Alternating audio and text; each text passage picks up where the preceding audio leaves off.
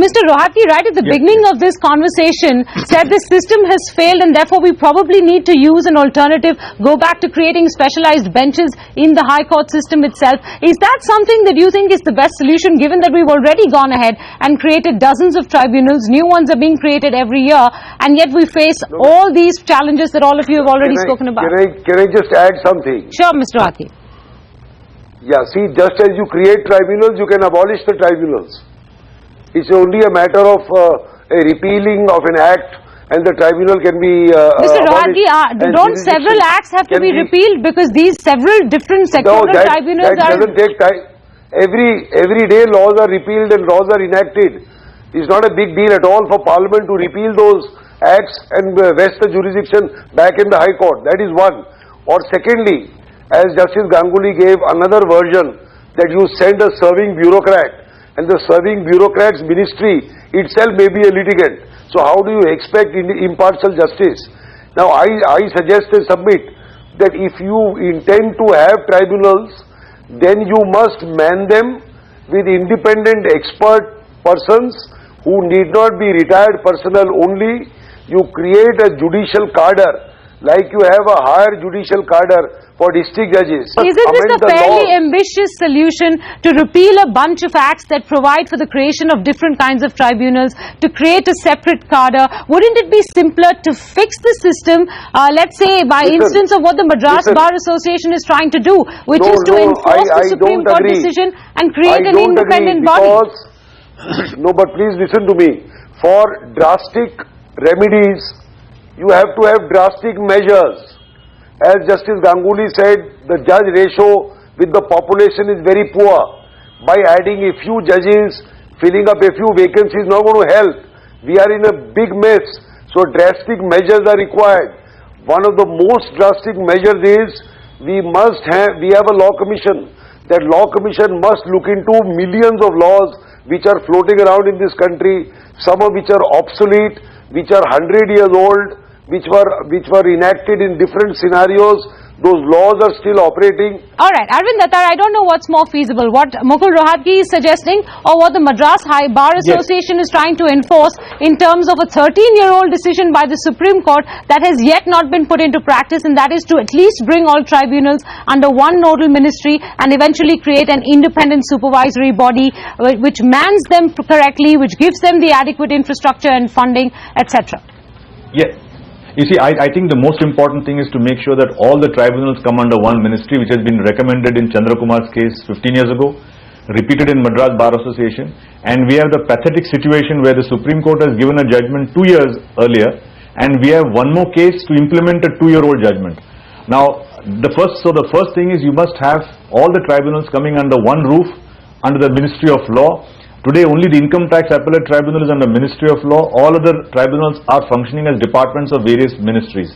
I agree with Mr. Rohatgi that there is a very important case to reconsider these new tribunals which are coming up.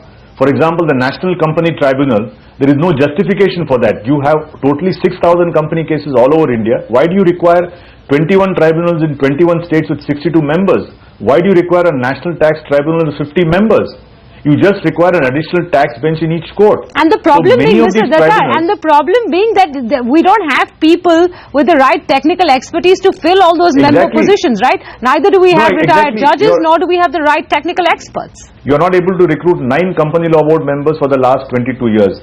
Ultimately, what happens is, if you see the entire structure, Menaka, the whole thing is completely designed in such a way that no competent lawyer, no competent judge will opt for the tribunal, and ultimately it will be filled up by retired civil servants who in any case extra 3 years. You just see the entire structure. You take BIFR, it's all by retired bureaucrats. You take any tribunal, most of the tribunals. How many good lawyers go Mr. Datar, let me put this question to all three of you. This is a curious position. Politicians like Arun Jaitley say that judges, are lobbying post-retirement for pre-retirement for post-retirement jobs. The judges say that all tribunal positions have become sinecures for bureaucrats. Eventually, I'm looking at this from the point of view of citizens, of corporate entities who go to these tribunals for speedy justice, and now could possibly be told for all of those who fought cases in SAT over the course of the last 1 year that those decisions may be null and void. This is an unacceptable position from a commercial law point of view, because for all these businesses, time is money. Yes, you're quite I right. just mentioned Time that as is far as- money. Justice Mr. Ganguly, Gagnia what do you just think? said- What do you think is the better solution? I'll tell you, What Mukul I'll tell Rohatgi you. is suggesting, or what the Madras Bar Association has suggested, that is the implementation of the Supreme Court judgment. No, I see. It's a very sad commentary on the government if there are judgments of Supreme Court and another petition has to be filed for implementing that judgment. It's a very bad thing. But I tell you, the tribunals, the basic reason for a tribunal are two things. One is expedition, the other is expertise. But the tribunals have failed on both the points. Matters are pending in tribunal for a much longer time than they were in the High Court. It is merely creating another tier of litigation, complicating the entire process. What Mr. Rohatgi said is very, very sound and sensible. What is happening in England, you see, they have, as Mr. Rohatgi has said, various divisions of a High Court. So every adjudicating authority is located in or around the High Court, so that it is equally possible to have good lawyers, because you must understand these tribunals do not function on the basis of judges. No court can function.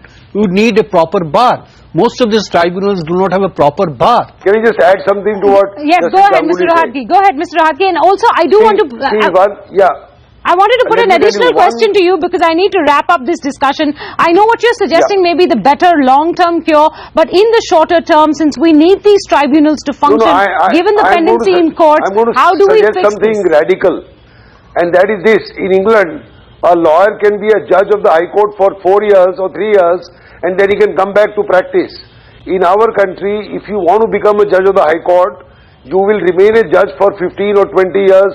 And maybe more if you go to the Supreme Court. So a lot of lawyers are not willing to put in 15, 20 years on the bench.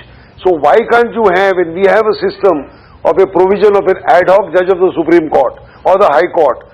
An ad hoc judge under the Constitution meant you could be an ad hoc judge for a couple of years and you come back. But the problem is, this government does not trust anybody. They don't trust a lawyer that he'll become a judge for 3 years, then he'll come back to practice, then he'll have something to do with the bench, he'll have some, a tie-up with the bench.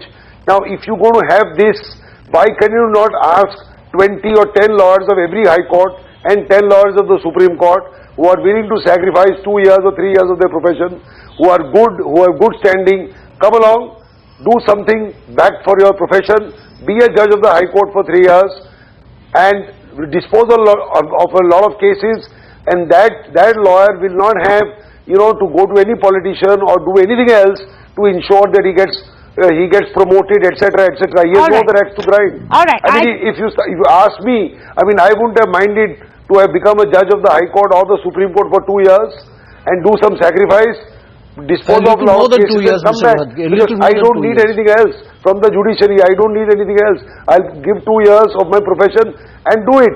But the government is not willing to think.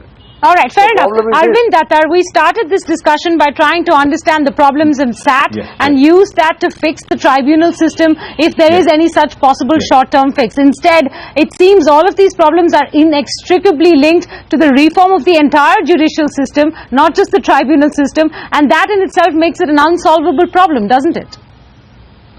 No, I think, see, what Mr. Rohatgi says is a long-term solution, but now I think we must look at some immediate solutions which can be done. I don't see any difficulty in putting all the tribunals under the law ministry. That's number one.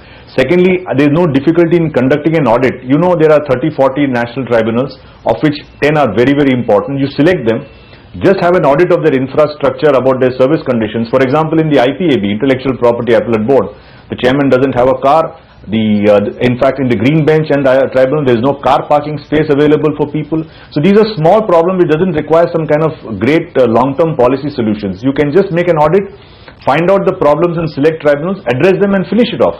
So I don't see immediately why you can't do that. And secondly, a tribunal is as good as the members who man it. Now, if you knew that the SAT chairman is retiring in November 2011, I don't see why you couldn't start a selection process 10-11 months in advance and then find out a person who has got a background which will suit the SAT and then appoint him. As Mr. Rohatgi rightly put it, you create specialized tribunals and appoint generalist civil servants and general judges to to man the tribunals without really going to their expertise in the particular domain. So to wrap up, Instead, I would we had a just say finance that- ministry ad that went out, I think, in October this year, several months after the SAT presiding officer position was vacated. Justice Ganguly, the last word to you on this.